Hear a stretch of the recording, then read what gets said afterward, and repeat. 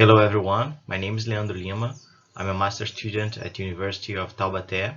I would like to present to you a paper I prepared for SIGTAD about energy transition as a new frontier of innovation. I work on that on the orientation of Professor Miroslava. About myself, I have about 20 years industry experience. I'm a petroleum engineering. I'm also a mechanical technologist and electronic technician. You can see more about myself on the link below. Regarding this paper references, as you can see, the majority of the information it's from 2019 to 2021, 70%. The information source comes from articles and specialized data from reliable sources, sites, and YouTubes from news companies or energy companies.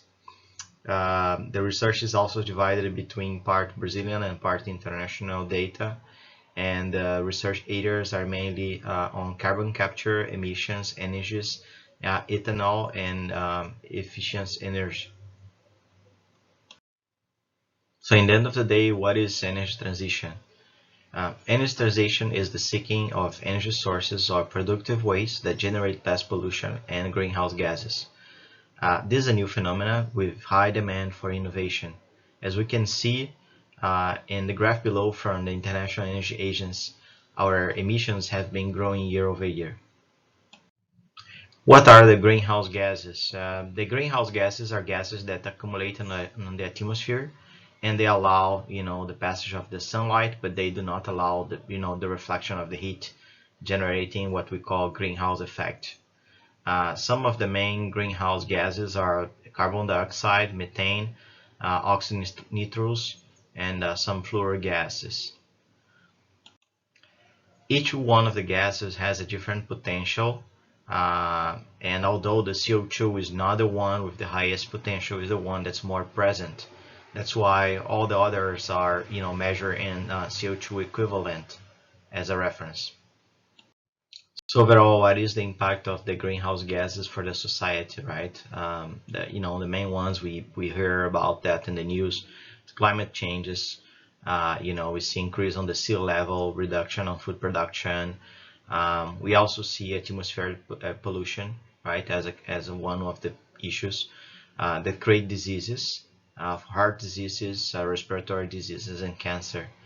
According to the World Health Organization, we have about 4.2 million people dying every year due to air pollution. The number is superior, for example, to what we observe in COVID-19. Consumers and companies are becoming more aware of the impact of greenhouse gases, right? And then there is a way that they measure their emissions. And normally they classify the greenhouse gases in three scopes: scope 1, scope 2, and 3. Normally scope 1 is related to direct emissions from the companies. Scope 2 is related to indirect emissions, for example, the source of electricity, and scope 3 related to the supply chain of that company. So how is the world responding to the greenhouse gases? There were previous attempts in like in Montreal, but the very first one where we had all the countries together was in 1992, where we created the basis for an agreement. Then there was the Kyoto Protocol, where some goals were imposed to countries, didn't work pretty well. In Copenhagen, then they create some work teams, and these work teams they work in the background to make sure that we arrive to Paris with an agreement. And finally, in Paris, there was an world agreement to limit the heat up of the world in 2 degrees, Celsius up to 2050. So as these background agreements, each country propose, the goals based on their own reality. Some key points on the Paris Agreement is that the limitation on the usage of fossil fuels, keep the economical growth, sustainability, low carbon emissions, job generation, combat the, deforestation and improvement on agriculture. Some countries are already putting goals and laws, to limit emissions overall. So according to the International Energy Agency, we see three main polluters, let's say, the electricity and heat generation, the industry overall, and transportation. So these are the areas that we mainly need to focus on, to reduce the CO2 emissions.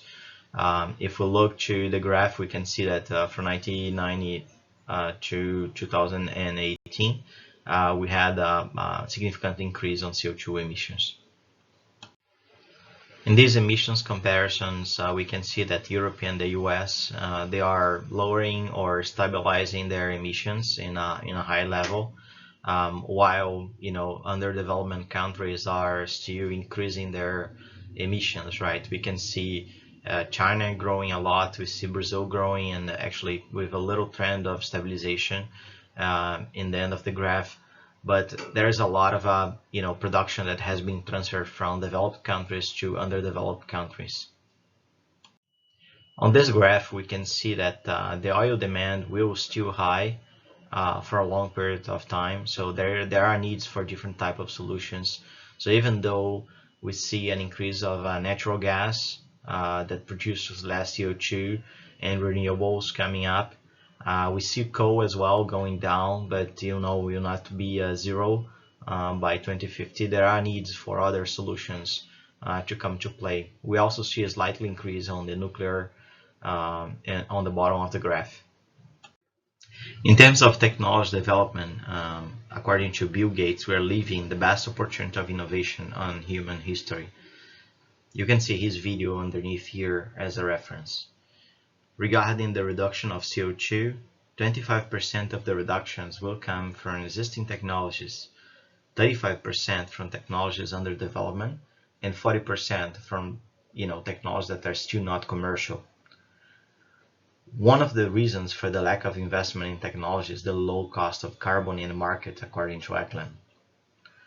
To achieve the world goals, the humanity goals, let's say, we need to eliminate 1 gigatons of CO2 up to 2025 and keep eliminating 1 gigatons of CO2 every year until 2050.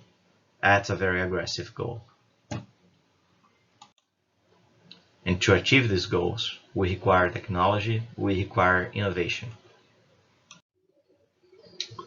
The key areas for opportunity as innovation are the energy efficiency, meaning that we work for waste reduction, more efficient constructions, less CO2 emissions overall, renewable energies like geothermal, solar, wind, hydraulic, and of course, as we saw the presence of oil and coal for a long time, we need to make sure that we do have the carbon capture and storage and usage, either by direct air capture or point capture. So regarding energy efficiency, labeling programs are helping a lot on reducing electricity consumption and also fuel consumption. For example, the constructions in Brazil represent about 21% of the energy consumption. There is a huge opportunity for a labeling program coming in that direction. Regarding Brazil energy matrix, we have about 74 grams of CO2 equivalent to each kilowatt of energy generated, and in some northern countries, that number can reach about 1 kilogram of CO2 for the same kilowatt. Of course, cost of production is important, but each country, looking for the net zero in CO2 is looking also where I'm producing my product, what is the CO2 footprint of that product, and the consumers are demanding each day more for that, right? In regarding to the electric car, is that a solution? That all depends on what is your electrical matrix, right? If your electrical matrix is producing a lot of CO2 per kilowatt, so the electric car can actually become more of a problem than a solution. So that needs to be evaluated to each market. So still energy efficiency, one of the opportunities we do have as a humanity is to use cogeneration. For example, in a diesel engine, about 60 to 65% of the energy is lost, with the heat. So we could use some of this heated fluid gas to generate vapor, and with that, take extra energy. Another opportunity is on the cement industry that's currently responding for 80% of the emissions worldwide. One technology innovation that's out there is the LC3 cement that allows like 30 to 40% reduction on the CO2 in their production. Overall, the demand of cement should double in the next 4 years. So we do need to think about alternative for Portland. Recycling and life extension are other opportunities for energy efficiency. So for example, recycling aluminum or recycling steel could also help us on saving a lot of the CO2 emissions, right? And one option also that we should consider that's being used out there is that with the industry 4.0 is, for example, using sensors, to analyze, what's the right moment to intervene and make the maintenance. In this example here, using a sensor monitoring, lubricant oil from a vessel, it is possible to save about 44 tons of CO2 per vessel and about 13,000 liters of oil, to be thrown away. As mentioned, companies are looking for ways to, measure their impact on CO2 emissions. So they need to be able to quantify these emissions, and make sure they inform the consumers about the emissions, right? As people become more aware. One of the things and one of the concerns on emissions is about methane emissions. Methane has about 24 times more greenhouse potential than CO2. And even though people might think most of it would come from natural gas, actually, it comes from wetlands and other, natural resources like termites, vegetation, ocean, wild animals. And there's a lot coming from agriculture as well, right? So about 5 to 10% of the emissions come from natural gas. Ways to prevent that, for example, is like making sure that you have a proper control on the flaring, making sure that you have the right efficiency on the flaring, making the right controls on the flaring, that you use hermetic valves and compressors, make sure that you also have modern pipelines that will allow less diffusion of gas, and be monitoring the areas overall, right? So you can quantify and you can understand where you're having the emissions and how can you remediate that.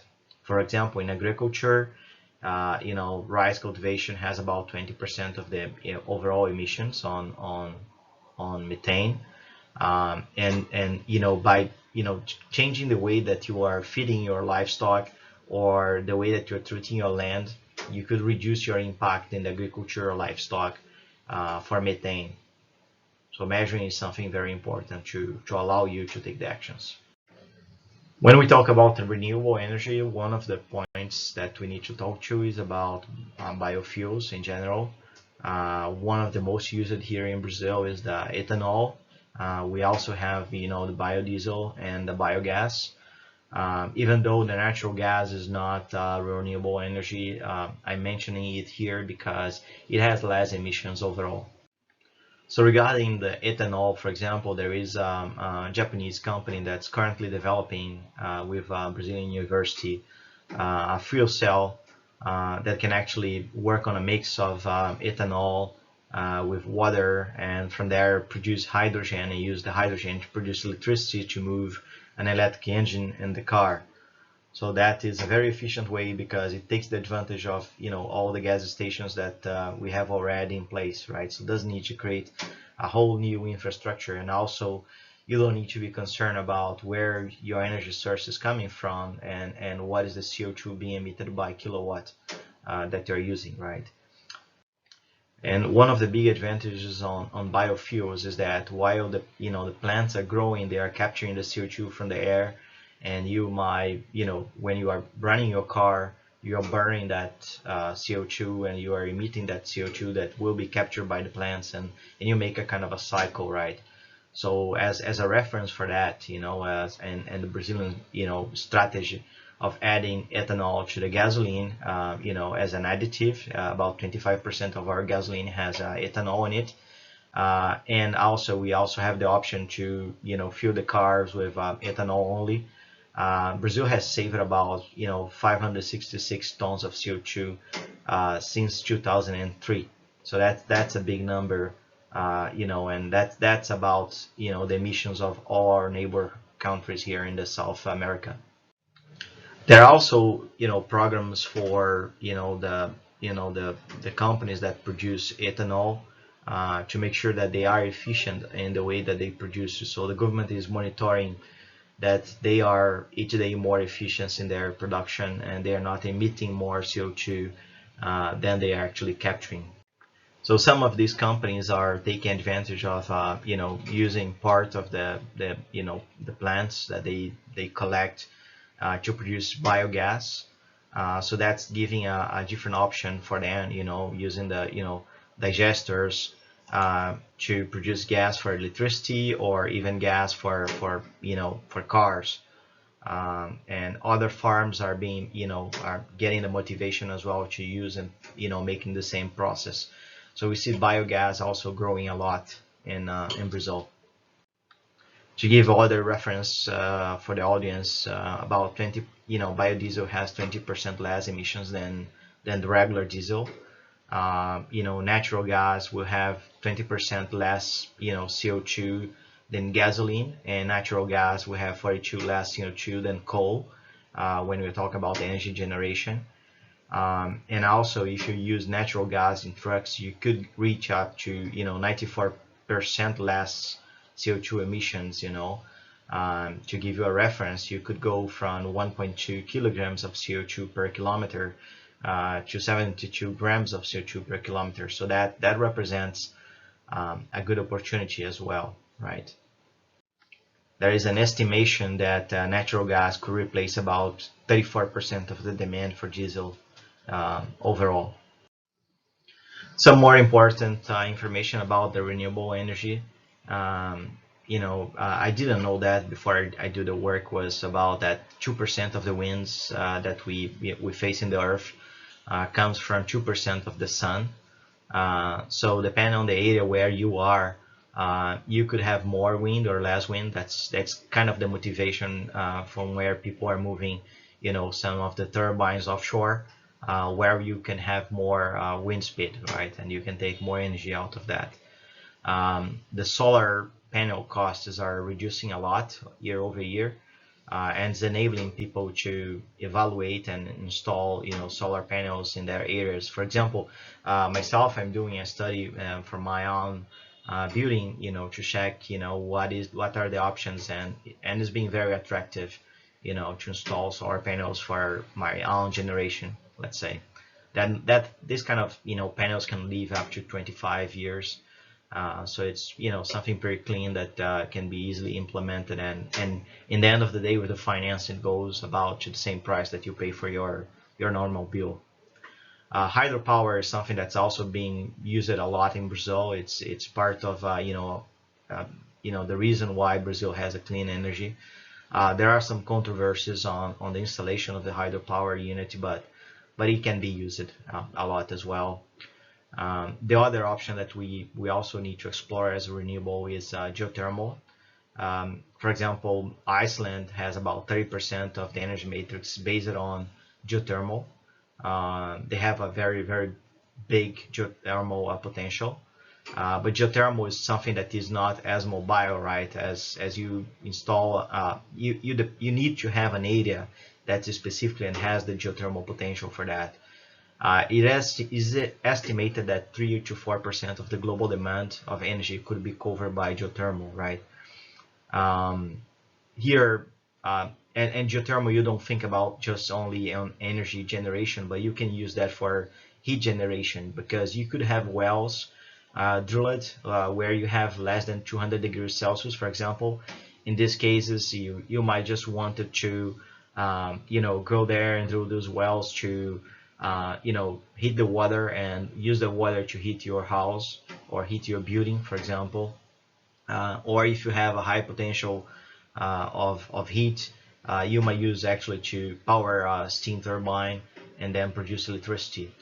As reference to the work I put here, a different biomass, geothermal, hydroelectric, solar, and offshore wind and onshore wind costs, so you can have a comparison on the cost per kilowatt of each one of the different type of energies. One of the big problems with renewables is that it's not always available, right? So not the wind is not always blowing, the sun is not always shining, right? So you gotta find ways to store energy, right? There are good companies out there, thinking about, using gravity, for example, to store energy during a period of time when you have the energy available. And whenever you don't have the energy available, by lowering the load, for example, you could, regenerate the energy. There are two companies here that are actually working on, similar technologies for that. You could also use this, pump of water, to a certain area that's, you gotta have a very, specific geographic conditions for that. And then later on you can just flow the water back, and just like a hydropower center, you could produce electricity back. So these are kind of a ways that you can store energy during a period of time and then use it later on. I found a very interesting project that using ion air batteries that have a very low cost compared to lithium ion batteries, right? About $60 per kilowatt. Has a potential for storing for more time the energy, and is very cheap, right? So you can basically store in batteries, and then later on you can use that energy. So that kind of answers that problem of availability of renewable. Another way to store energy would be through hydrogen. We're going to talk about hydrogen on the next slide. So in summary, you could use renewable energy to produce hydrogen, what we call green hydrogen, and store that hydrogen, or you can use that to produce, for example, ammonia. That's one way of store hydrogen. And then after you produce green ammonia or you produce green hydrogen, you can transport that anywhere. So that kind of solves the problem with geothermal. So if you have an area with geothermal energy and a lot of potential for geothermal energy, you can produce hydrogen, and then later on you transport that hydrogen, or that ammonia somewhere else, and you can use it.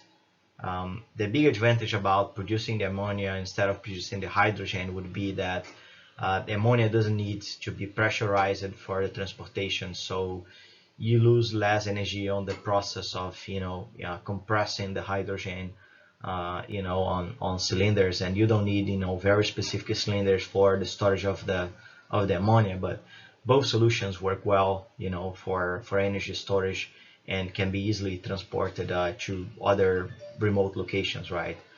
One option as well for the hydrogen, to produce electricity, you can burn it, you can use on hydrogen cells, or you can mix, for example, in some of the turbines with natural gas, in a mix of 10% of hydrogen to 90% of natural gas, and you can have a saving of about 70% of CO2 emissions, right? So these are options that you have out there, to use hydrogen and renewable. There are colors that classify the type of hydrogen. Black or brown is coming from coal, or gray or turquoise coming from natural gas, yellow from whatever is available on your energy matrix, blue when you have the carbon capture, the pink coming from nuclear energy, and the green coming from the renewables. That's only for your reference in case you read anything about it. As mentioning on the beginning of the presentation, right, carbon capture and sequestration, is a big opportunity, because oil and coal will still be something that will be used for a long time, up to 2050. As we saw, in natural gas will keep increasing year over year up to 2050. So we do need to have techniques of carbon capture and sequestration. The main motivation for carbon capture and sequestrations are the increasing of energy demand, the impossibility to replace these oil sources and natural gas sources, as we have seen, and in some areas it's just impossible to fully replace the fuel that you're using right now. For example, in the aviation, right, you cannot stop the entire aviation industry. Even though there are advancements on electric engine for aviation, or even hydrogen, being used on aviation, but that's not yet commercial, right? So the carbon capture could happen at the sources, or it can happen in the air, direct in the air, that can generate carbon credits, Normally, about 80 to 90% of the CO2 can be captured in this process. But this cost of capturing is about 500 to 600 US dollars, what is pretty high. And for us here, as the purpose of this work, right, it demands innovation, demands to think about different solutions. And also it consumes about 25 to 40% of the energy of the station that's burning that fuel, right? So that's a lot of opportunity as well. Another thing as well from the carbon capture is that it consumes a lot of water. So if you think about coal plants that already consumes a lot of water, so that will depend a lot on where your coal plant is located at, to make sure that you have the proper usage of that. Currently, the market is paying about 65 to 110 US dollars for the CO2, and that impacts 10 to 20% of the emissions, right? Mainly, on EOR, that stands for Enhanced Oil Recovery, right? Governments are giving subsidies to, try to support carbon capture overall. So the CO2 capture could be stored underground on depleted reservoirs, taking advantage of the full installation that is left after the well is abandoned, for example. It can be stored on saline formation that are more abundant, um, present actually worldwide than the reservoirs, but you would have to drill a well to reach there, so that makes the cost pretty high. And there are areas with calcium and magnesiums where you can formate carbonate of calcium or carbonate of magnesium in the storage as well. Uh, Carbon usage, you can use that for cement, you can use that for carbonate drinks, and as I mentioned, about most of it you can use for enhanced oil recovery, right? But there is also the uses for algae. Algae is something that is growing a lot, and algae can capture a lot of the CO2 out there. So there are a lot of researches ongoing, including from the University of Paraná, yeah, here in Brazil, where they are using part of the fluid gas going through algae structure to try to absorb all that CO2.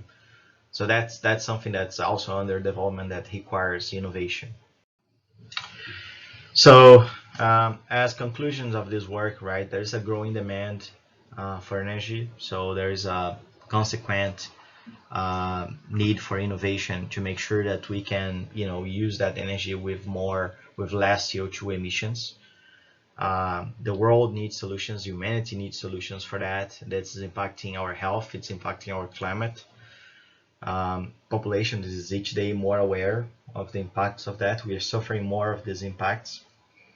There's a lot of solutions coming from startups. There's a lot of startups out there, like the one that we are using as a reference in this picture here, that are looking and bringing solutions. So you could be one of these guys coming to play with more solutions in this market.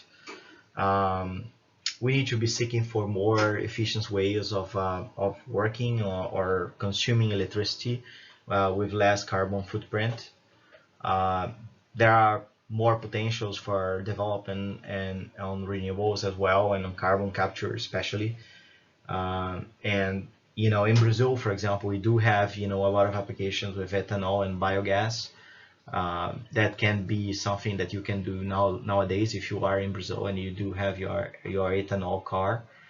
And there are other opportunities for the countries to show that they are not only competitive in terms of price, but they are competitive by having a more clean energy matrix, meaning that they produce their products produce less CO2. You can find more reference about the work and in the links underneath here. But yeah, the main motivation for us here is to make sure that we have less emissions, that you use this information to produce more innovation, and with that reduce the CO2 impact worldwide. So we can all contribute to that goal that we have to reach the less than 2 degrees Celsius by 2050. Thank you very much for watching the video. Leave your comments.